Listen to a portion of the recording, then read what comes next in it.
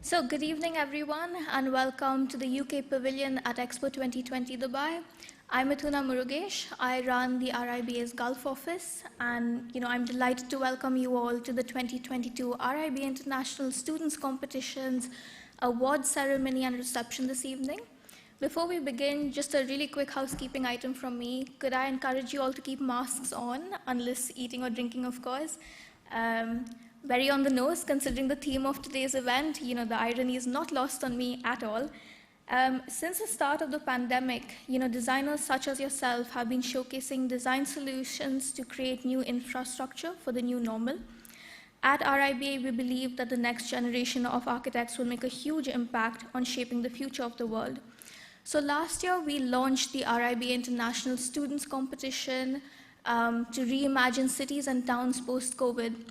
And we actually received some incredible entries from across the world. We received, I think, around 74 entries across the world. And today really is a celebration of those ideas. While we have a mix of architects and architecture students here in this room today at the UK Pavilion, we are also live streaming this event for our international audience. So a huge welcome to our international members, participants in the competition, our international jurors. We so wish we could have you here with us this evening. Speaking of virtual attendees, actually, I'd like to specially thank Emmanuel, RIBA International's partnership manager. I know she's watching us live from London. Unfortunately, Emmanuel could not be here with us this evening, simply because of the pandemic, but we will be hearing from her a little later. Before I actually introduce our host for this evening, I'm going to hand over to Andy Shaw, the RIBA Gulf Chapter Chair, to perhaps say a few words on behalf of the chapter.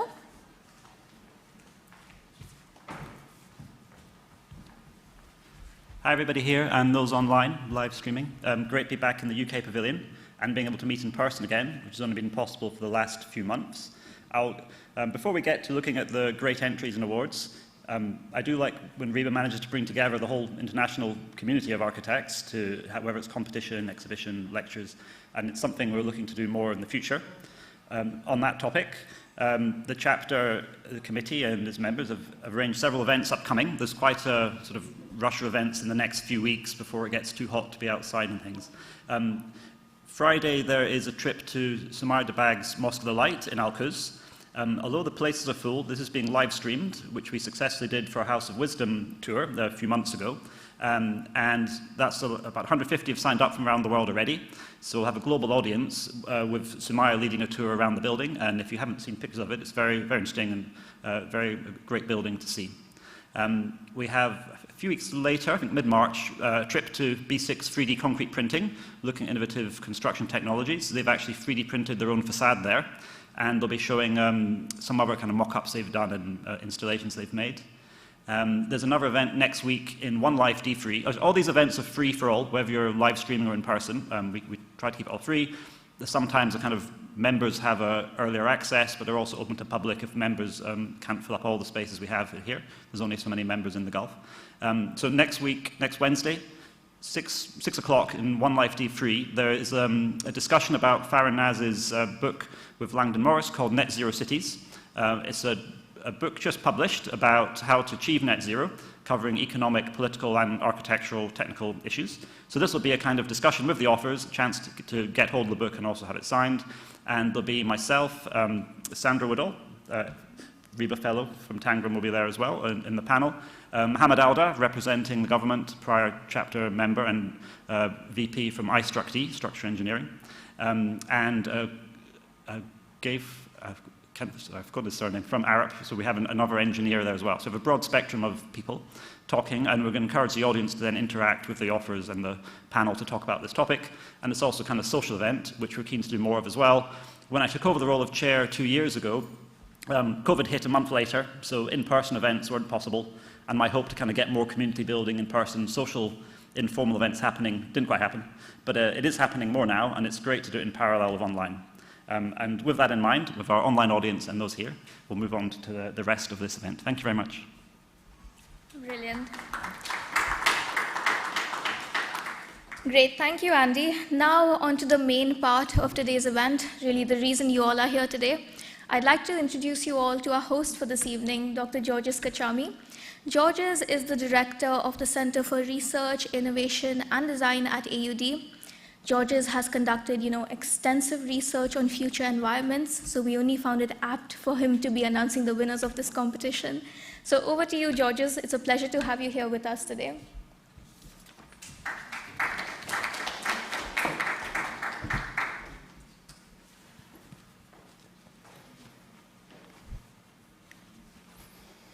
So thank you, Misuna and Andrew. Good evening, everyone. Welcome to all the attendees that are here live inside the Inspiration Gallery of the UK Pavilion at the Expo 2020, Dubai. Another warm welcome to all the guests that are joining us remotely in today's hybrid and special ceremony to announce the winners of RIBA International Students Competition titled Reimagining Cities and Towns Post-COVID. Every adversity, every failure, every heartache carries with it the seed of an equal or greater benefit. These words by Napoleon Hill are very relevant to what we all have passed through for the past 2 years or so. And tonight's celebration is but a testament of it, with all the seeds and beautiful student work that came out of this competition. 54 international schools of architecture were invited by RIBA from the 4 international regions: Americas, Asia and Australasia, Europe, and Middle East and Africa, where students have been given the opportunity to think of concepts and ideas on how to design buildings and cities or towns of the future as we emerge from the pandemic. Also, they were asked to consider how the pandemic has affected the way we experience, think, and design public spaces. How can we move biodiversity into designing cities that are made inclusive with nature? In total, across the 4 regions, 73 entries were received, coming from 20 different schools. The invited schools worked on the same competition brief. However, each regional competition has a different timetable to comply with the different starts of academic year terms in the 4 regions. The competition followed a 2-phase open ideas competition. The first was held as an internal assessment where each school chose its own method of selection. The second was an evaluation panel of 6 architects who assessed and selected the winners from the entries submitted by each school of architecture in each different international region. Before we announce the winners of the competition, I would like to have, I think we will have few words from RIBA Partnership Manager, Emmanuel Meunier, to please say a few words. Good evening, good afternoon, and greetings from the UK. My name is Emmanuel Meunier, Partnership Manager at the RIBA, and it is my pleasure to join you for the ceremony today, virtually, but I'm also watching online. The International Students Competition has been a long-running and exciting project, and it all started with meetings and discussions with the RIBA validated schools of architecture. I would like to thank the heads of schools and tutors who I worked with to develop the competition brief.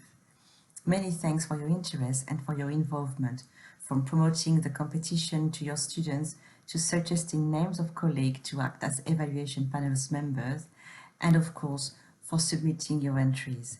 I would also like to thank the evaluation panel members for their time and valuable comments during the assessments. It was great to meet you all and hear your views and feedback on each of the entries. Finally, I would like to thank all the students who participated. We received many innovative designs. I felt really humble seeing your project. The details and the work you put in each of them were fantastic. I found it fascinating to see how you all interpreted the same brief based on your own experience of the pandemic where you live and study. I wish you all good luck in your studies and your careers. Huge congratulations to our 4 regional winners who George will be revealing next. They have kindly shared videos in which they explain more about their projects. Enjoy. Goodbye. Thank you, Emmanuel. So without further ado, let us start with the announcement of the winners that was selected by 24 jury members of professionals in the field divided among the 4 regions. So the winner from Asia and Australasia goes to 2061 Pabulum Odyssey by Maxwell Lau Ho Chuen from the University of Hong Kong.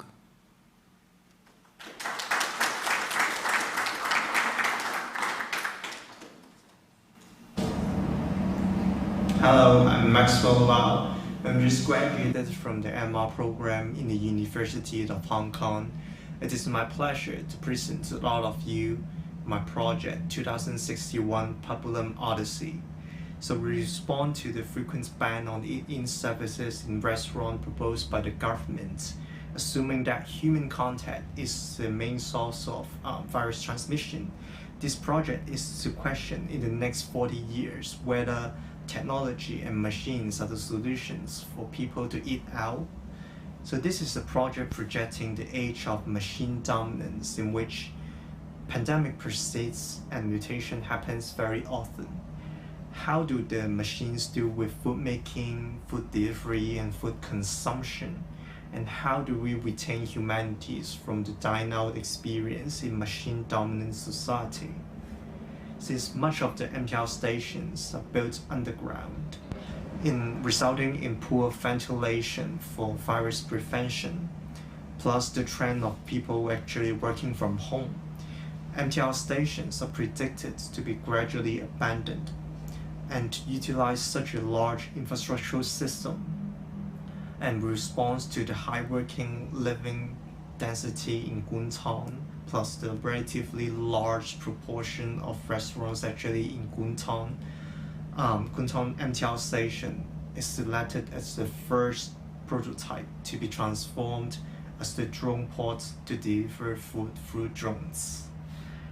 When the time passes by, above it, the centralized robotic restaurant tower is built for all the food preparation, cooking processes, together with the eating vessels in which robotic serving system, medical grade filter system, musical system, as well as screen projection system for virtual dining actually incorporated, and it makes us feel like we're gathering in a restaurant again.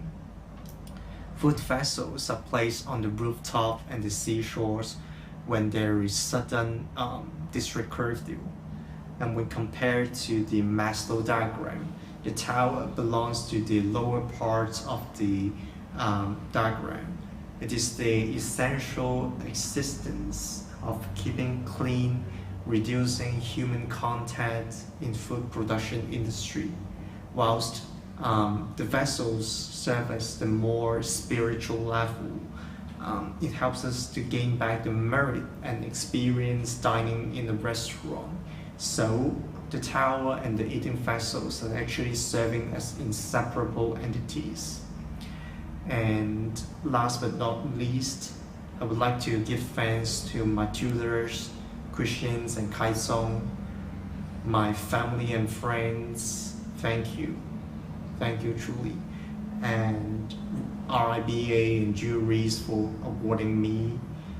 It has been a difficult time in the globe under the pandemic, and this is actually a great chance for the architects to gather together and share our intellectuals and thoughts about the society and the world together.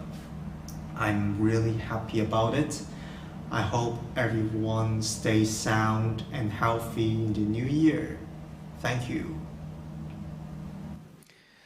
So some comments from the jury members. The winning project is progressive, showing dreams and aspirations list, providing a clear vision for the future.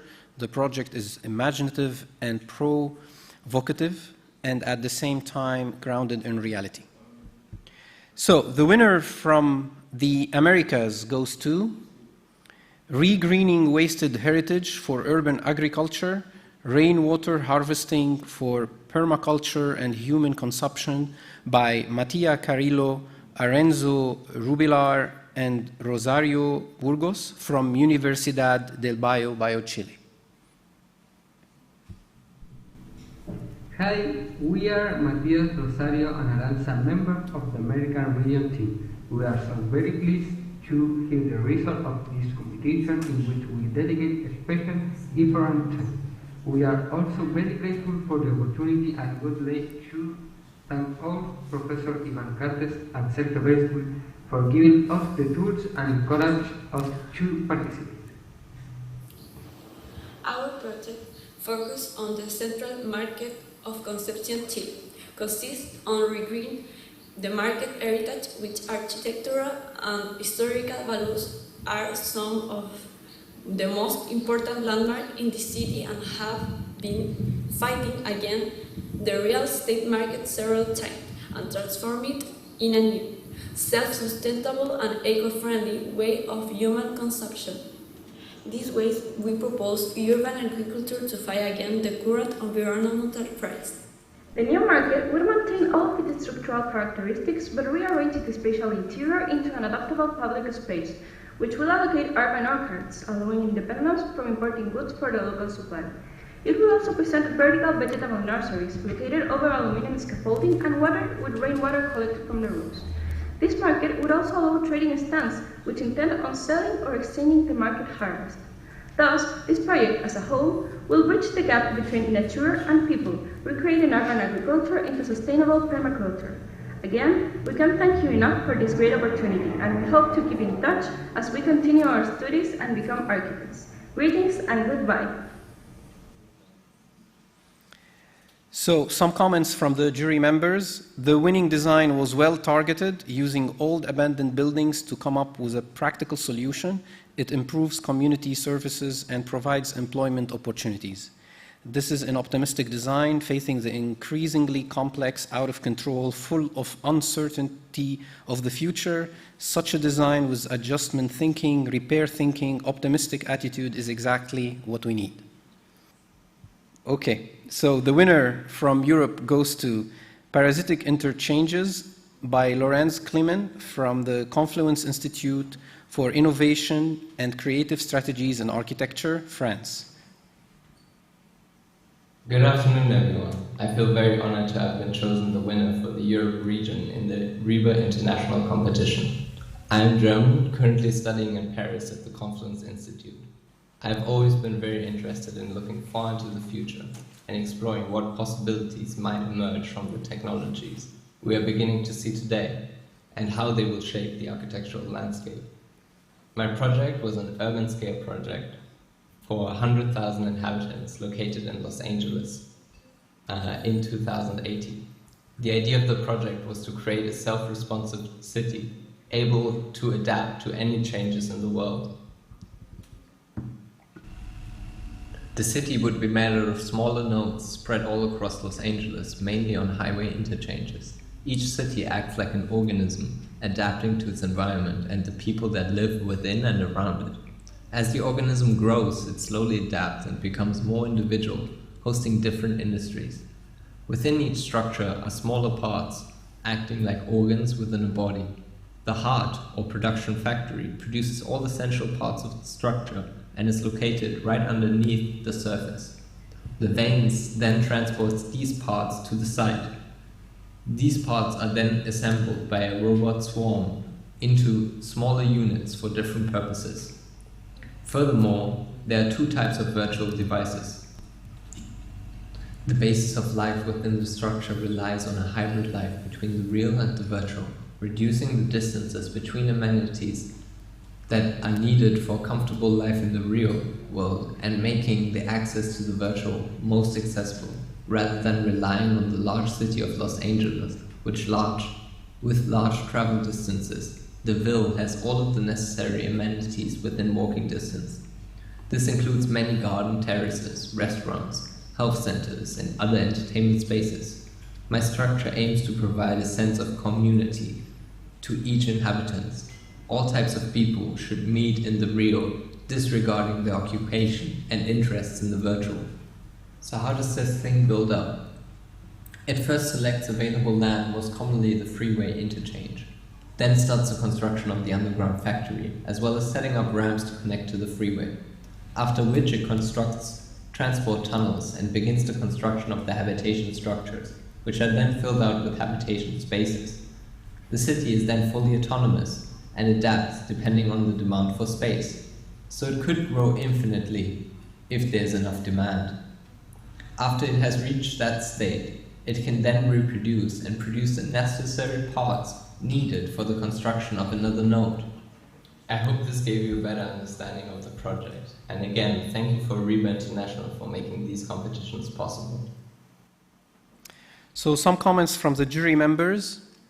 The winning entry merges between the pragmatic and the virtual, offering a good quality of life for communities within the pandemic-imposed restrictions faced in the future. While the project is imaginative, it remains grounded in reality. The project aims at reducing distances from community inhabitants to reach amenities, thus reducing exposure to contamination, while making the virtual world most accessible to all users. Finally, the project introduces quality visualization and creative ways of presentation. The winner from Middle East and Africa goes to Cascading Plains by Samer Elokdah, Youmna El-Ghounemy, Moatazbellah El-Behery from the Arab Academy for Science, Technology and Maritime Transport, Cairo, Egypt.